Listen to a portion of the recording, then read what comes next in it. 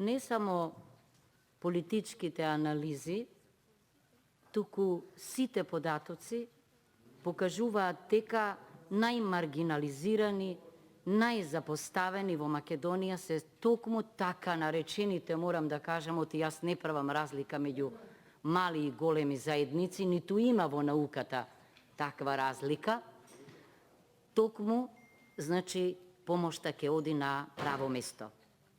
И се разбира дека од она што денеска јас во ова кусо време го чув, не видов никој да биде против тоа. Напротив, господине Јаховски, не е ова реплика, меѓутоа господинот Бране рече дека дури го прифаќа предложениот износ.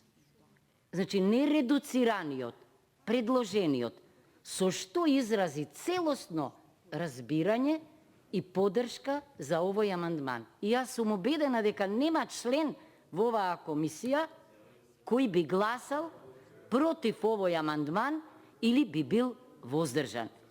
Жал ми е што јас не сум член на оваа комисија, но мислам дека многу лоша порака ќе пратевме, или ќе пратиме, се уште не сме гласале, доколку или ќе пратите, доколку сите не застанете за овој амандман. Дилемата што јас ја имаме, кога бараме ние едни од други да прифатат некој амандман, мислам дека треба прво да се себе анализираме. Зошто? Бидејќи право да побарам, зборувам за морално право, од некого да поддржи нешто што не се однесува на мене, туку се однесува на сите, има оној кој истото го сторил. Во оваа смисла, значи јас, кога господинот Рамчиловичево прашање, многу би сакала исто така, тој денеска или да поддржеше, или да дискутираше, или да беше воздржан во гласањето за низа амандмани кои што добро, тогаш еве да дискутира, јас не сум член. Да дискутираше, значи, за некој од амандманите, бидејќи навистина има такви кои заслужуваат општо внимание.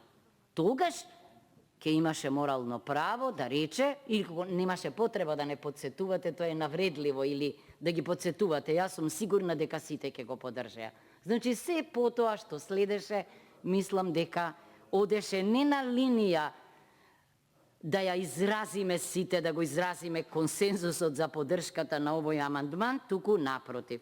Мојата дилема е, дали ако не бевте член на коалицијата, то дали заменик министерот и другите членови би го поддржале амандманот. Тоа ми е дилемата. Сакам да упатам на тоа дека некогаш не е важно кој го поднесува, туку важно е на што се однесува тој амандман.